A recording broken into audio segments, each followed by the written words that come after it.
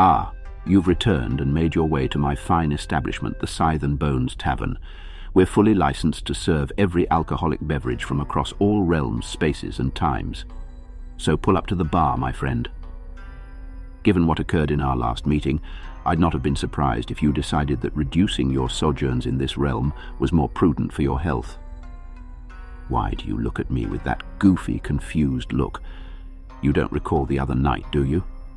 In an attempt to show your courage to Oiwa, my somewhat psychotic onryo acquaintance, you decided to come to the S&B VIP with us, despite my warnings, and both you and she proceeded to drink like degenerates and pick a fight with everyone at the establishment, including a bloody god.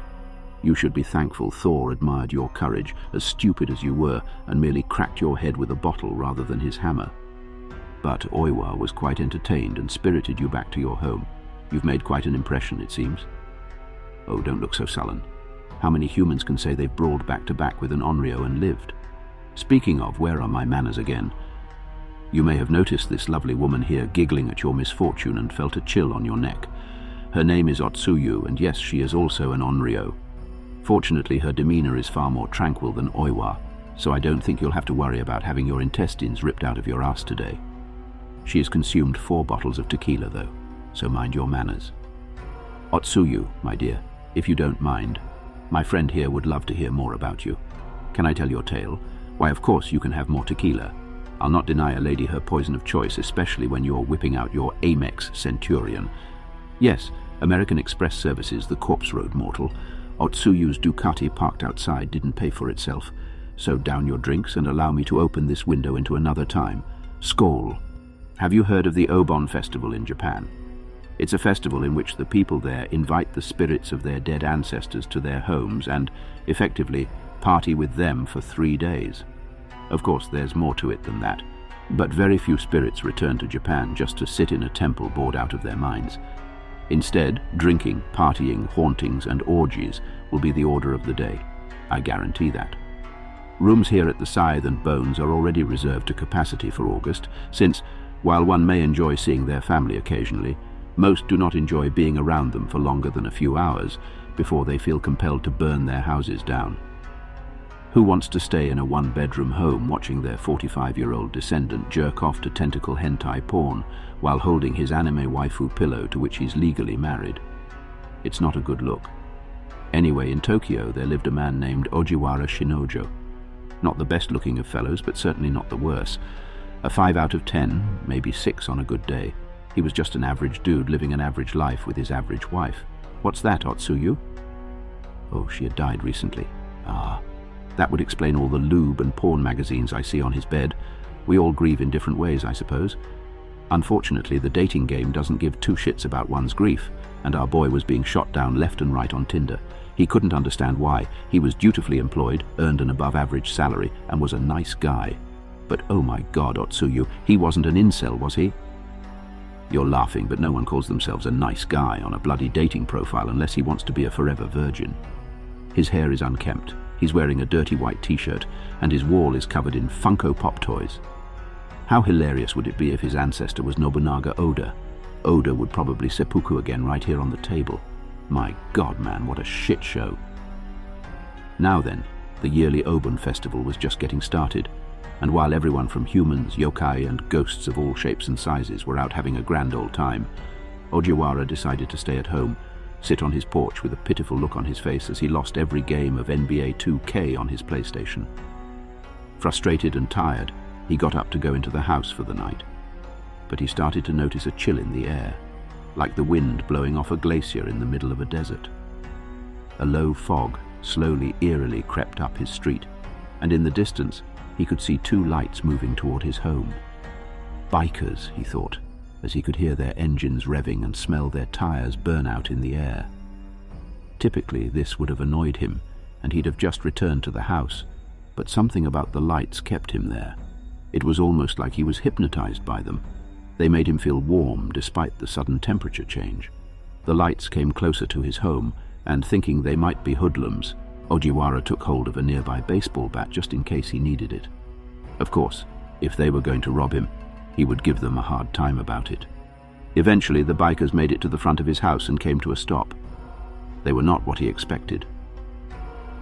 Riding Ducati Street Fighter V4 Lamborghinis, two beautiful women dismounted their bikes and approached him, smiling and swigging a bottle of sake. He could smell their perfume in the air, L'eau d'Issei by Issey Miyake. What could they want with him, he wondered? Were they so drunk that they mistook his home for another man?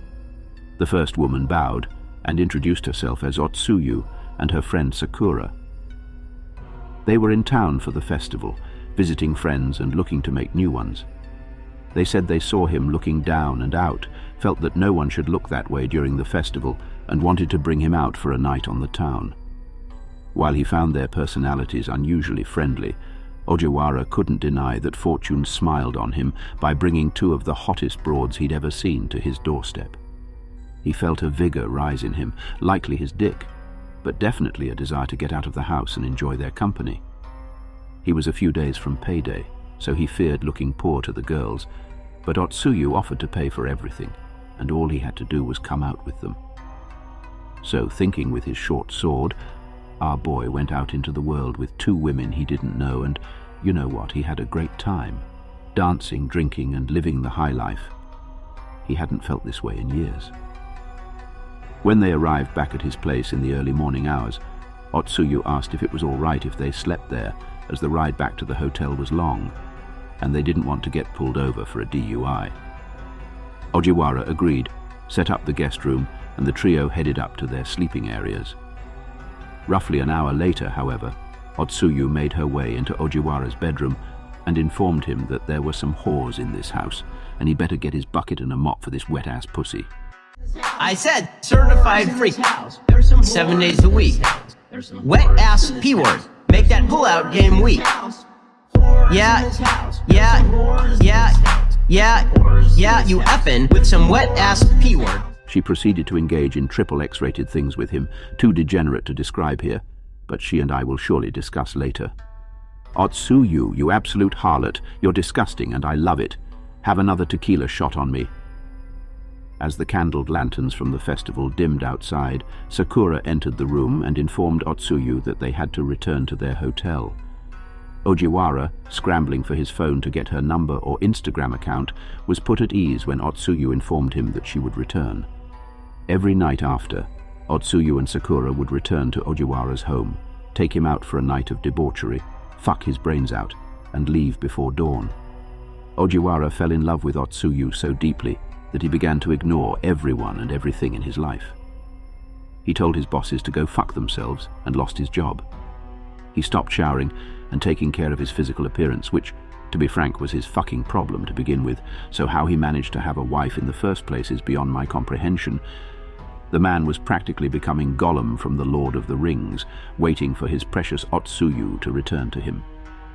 Eventually, his neighbor, an older gentleman, became concerned about Ojiwara and wary of the two women that showed up at his house every night. Undoubtedly, he probably assumed they were manufacturing drugs or running an OnlyFans startup, and he didn't want his property value diminished. So one night, he approached the house. Loud music was playing, and he could hear Ojiwara and the women laughing and singing poorly. He peered into the bedroom window, thinking he'd catch some of the OnlyFans show and get some free visual porn for his spank bank later. What he found was something else more horrifying. Ojiwara and Otsuya were indeed in the midst of intense fornication, but the old man didn't see a beautiful young woman but a rotting corpse, moving and speaking in a haunting voice. Its putrid tongue intertwined with Ojiwara, foul maggots bursting against the friction of Ojiwara penetrating her decayed vaginal orifice. After throwing up all over himself, the old man looked into the living room to look at the other woman, as he was sure he was just seeing things. Nope. Sakura was in there looking corpse-like as fuck, talking shit while playing Call of Duty, Warzone. The girl was on a kill streak, apparently. The old man ran back to his home, terrified. The next day he went to see Ojiwara and told him that Otsuyu was not a real girl but a ghost that was draining his life out of him, and he had to stop seeing her. Ojiwara was resistant to this at first, but it did explain why he had so many bug bites on his dick.